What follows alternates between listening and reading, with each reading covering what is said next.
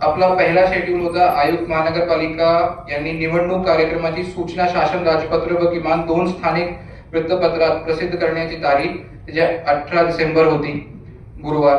त्याच्यानंतर नामनिर्देशन पत्र देण्याची कालावधी जे की उद्यापासून सुरू होणार आहे 23 डिसेंबर 2025 ते 29 डिसेंबर 2025 पर्यंत. टायमिंग राहणार आहे सकाळी 11 वाजता ते दुपारी 3 वाजता.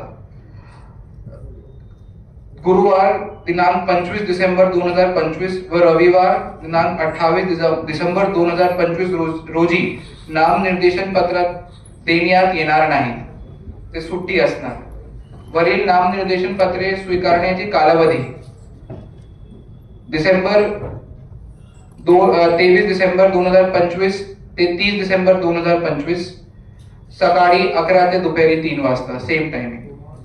नामनिर्देशन पत्रांची छाननी दिनांक 31 डिसेंबर 2025 सकाळी 11 वाजता सुरू होणार आहे. वैधरित्या नामनिर्देशित झालेल्या उमेदवारांची यादी प्रसिद्ध करणे. छाननी पूर्ण झाल्यानंतर लगेच उमेदवारी मागे घेण्याचा अंतिम दिनांक 2 जानेवारी 2026 शुक्रवार पर्यंत सकाळी 11 ते दुपारी 3 वाजता. निवडणूक चिन्ह नेमून देण्याचा दिनांक 3 जानेवारी 2026 शनिवार सकाळी 11 वाजतापासून. अंतिमरित्या निवडणूक लढवणाऱ्या उमेदवारांची यादी प्रसिद्ध करणे. दिनांक 3 जानेवारी 2026. आवश्यक असल्यास मतदानाचा दिनांक 15 जानेवारी 2026 सकाळी 7:30 ते संध्याकाळी 5:30 पर्यंत. मतमोजणी व निकाल जाहीर करण्याचे दिनांक 16 जानेवारी 2026 सकाळी 10 वाजल्यापासून. शासन राजपत्रात निकाल प्रसिद्ध करणे. दिनांक 19 जानेवारी 2026 सोमवार पर्यंत.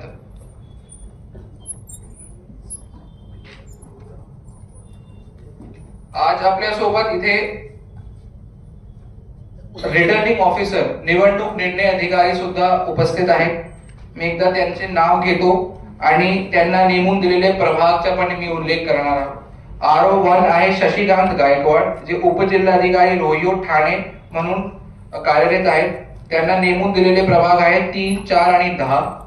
RO2 श्रीमती हर्षलता गेडाम, उपजिल्हाधिकारी रोहियो रत्नागिरी, त्यांचे प्रभाग आहेत 9, 11 आणि 12. RO3 आहे स्वरूप कंकाळ, जे की उपजिल्हाधिकारी तथा सक्षम अधिकारी धारावी पुनर्विकास प्रकल्प झोपडपट्टी पुनर्वसन प्राधिकरण मुंबई म्हणून कार्यरत आहेत. त्यांच्याकडे जे प्रभाग आहेत 13, 14, 15 आणि 16. RO4 आहे गोविंद खामकर, जे की गट विकास अधिकारी आहे भिवंडीचे. त्यांच्याकडे प्रभाग आहेत 17, 21, 22 आणि 23. RO5 आहे इजाज अहमद शारिक मसलत, ते आहे मुख्य कार्यकारी अधिकारी सामान्य प्रशासन जिल्हा परिषद पालघर. त्यांच्याकडे नेमून दिलेले प्रभाग आहे 18, 19 आणि 20. RO6 श्री अमित सानप, उपविभागीय अधिकारी भिवंडी. त्यांच्याकडे नेमून दिलेले प्रभाग आहे 1, 6 आणि 7. RO7 आहे महेश हरिश्चंद्रे, उपजिल्हाधिकारी भूसंपादन जिल्हाधिकारी मुंबई शहर. त्यांचे प्रभाग आहेत 2, 5 आणि 8. सो हे आपले टोटल 7 RO ऑफिसर्स आहेत. त्यांच्यासोबत AROs पण आहे आणि त्यांची पूर्ण टीम त्यांच्या ऑफिस मध्ये असणारच आहे. आपण महानगरपालिकेने एकूण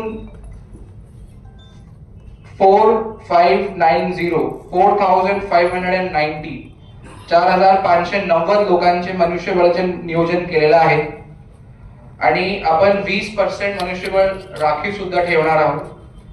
मेजरली आपण शहापूर तालुका, भिवंडी ग्रामीण तालुका आणि वाडा तालुका मधनं आपण मनुष्यबळ रिक्विजिशनिंग करणार आहोत.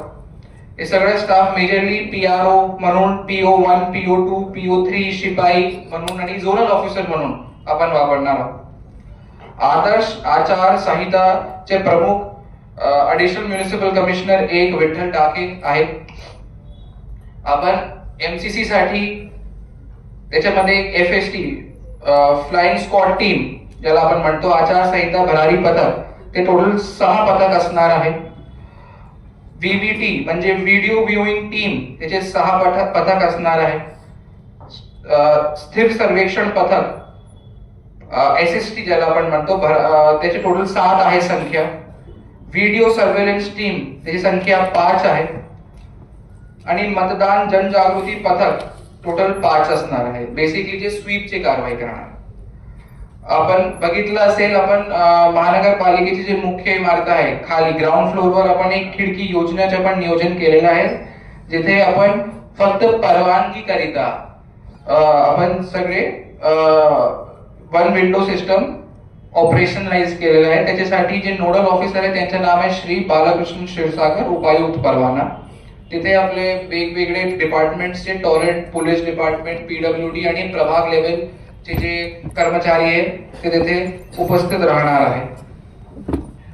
टोटल मतदान केंद्राची संख्या जी आहे ते आहे 750, 750. त्याचपैकी आपण एक पिंक बूथ आणि एक मॉडेल बूथ सुद्धा तयार करणार आहोत. आपल्याला माहित असेल की महापालिकेच्या जेव्हा निवडणूक होतो तेव्हा एक आपल्याला वोटरसाठी एक वेगळी प्रक्रिया राबवावी लागते त्याच्यामध्ये, कारण की ते वन टाइम प्रेस करून वोटिंग होत नाही. त्याला 4 वेळा डिफरंट कॅन्डिडेट्सला वोट करावा लागतो, कारण की एक वोटात 4 हे असतात पॅनल. तर त्याची जनजागृतीसाठी की कसं वोटिंग करायचे, नेमकं काय करायचे आणि काय काय असणार, त्यासाठी आपण स्वीप मध्ये एक वेगळा कार्यक्रम पण घेणार आहोत आणि प्रत्येक पोलिंग बूथ वर एक बॅनर्स लावणार आहोत, त्याच्यामध्ये प्रत्येक वोटर्सला कळेल की नेमकं वोट कसं करायचे आहे. सो वोटिंगच्या अगोदर आणि वोटिंगच्या दिवशी आपण त्याची चांगली प्रचार आणि प्रसिद्धी करणार आहोत. नेक्स्ट मी पोलिंग बूथ बद्दल थोडासा आपल्याला माहिती देऊ इच्छितो. आपण 750 पोलिंग बूथ मध्ये AMF चा काम आता सध्या करत आहोत. AMF म्हणजे अशोर्ड मिनिमम फॅसिलिटीज, जे वोटरसाठी सगळ्यात इम्पॉर्टंट आहे, जे बेसिक फॅसिलिटीज जेणेकरून वोटर्सला कुठल्याही प्रकारच्या वोटिंगसाठी त्रास होऊ नये. पहिली गोष्ट, जेवढे पीपल विथ डिसेबिलिटी वोटर्स आहेत म्हणजे दिव्यांगजन, त्यांना आपण व्हीलचेअरची सुविधा आणि डोळेची सुविधा प्रोव्हाइड करणार आहोत. त्याचबरोबर ड्रिंकिंग वॉटरची फॅसिलिटी प्रत्येक पोलिंग बूथ वर असणार आहे. जिथे जिथे वॉशरूम अवेलेबल आहे ते दुरुस्त करून आणि साफ आणि स्वच्छ करून आपण ठेवणार आहोत. आणि जिथे जिथे वॉशरूम्स उपलब्ध नसेल तिथे आपण मोबाईल टॉयलेट्स प्रोव्हाइड करणार आहे. जिथे पोर्च किंवा कुठल्याही प्रकारची शेडची व्यवस्था नसेल तिथे आपण एक मंडप टाकून सावलीची व्यवस्था सुद्धा करणार आहोत. त्याचबरोबर प्रत्येक बूथवर first aid box, first aid kit राहणार आहे आणि एक मेडिकल टीम ज्याच्यामध्ये MOH medical officers stand by वर राहणार आहे. आपण BJP हॉस्पिटल आणि IGM हॉस्पिटलला एक लेटर सुद्धा देणार की तुम्ही डॉक्टर्स किंवा एक बेड्स जर काही इमर्जन्सी भासली आपल्याला किंवा लागली तर इमिडिएट केअर देता येईल, त्याच्यासाठी आपण एक वेगळं नियोजन सुद्धा करणार आहोत. MCC मध्ये जसे विधानसभामध्ये आणि लोकसभामध्ये C-विजिल म्हणून एक ऍप होती तक्रार ची नोंदणी करण्यासाठी. यावेळी आम्ही तिथे C-विजिल म्हणून नाही पण एक ईमेल आपण तयार केलेला आहे, जिथे हे महानगरपालिकेच्या स्तरावरची कारवाई आहे. आपण ते ईमेल सगळीकडे प्रचार करणार त्याच्या आणि आपल्याला पण देणार. त्या ईमेलवर भिवंडीमध्ये कोणी त्यांची तक्रार नोंदवू शकतात. आणि MCC साठी आपण एक इलेक्शन साठी एक वेगळी आपण एक वेबसाईट तयार आम्ही केलेली आहे. त्याच्यामध्ये तक्रारसाठी एक वेगळा टॅब सुद्धा तयार करणार आहोत. तिथे जाऊन सुद्धा नागरिक त्यांची MCC बाबतची तक्रार नोंदवू शकतात. अजून एक आपण एक स्टेट इलेक्शन कमिशननी एक मत अधिकार म्हणून एक ऍप तयार केलेली आहे. मत अधिकार त्याचं नाव आहे. ते वोटर घरी बसून त्यांचं नाव आणि सगळी डिटेल्स टाकून शोधू शकतात की त्यांचा वोट कुठे आहे. तर ते उद्यापासून कार्यरत होणार आहे. तर आता जेणेकरून वोटर्सला कुठल्याही प्रकारचा त्रास होऊ नये आणि त्यांना कळेल की नेमकी त्यांच्या बूथ कुठे आहे. सो त्याच्यासाठी मताधिकारचा ऍप नागरिकांनी वापरावा हे मी आपल्या मार्फत लोकांना पण मी निवेदन करतोय. हे बेसिक गोष्टी होती ज्याची आपण कार्यवाही केली किंवा तयारी केली आणि हे ऑनगोईंग प्रोसेस आहे.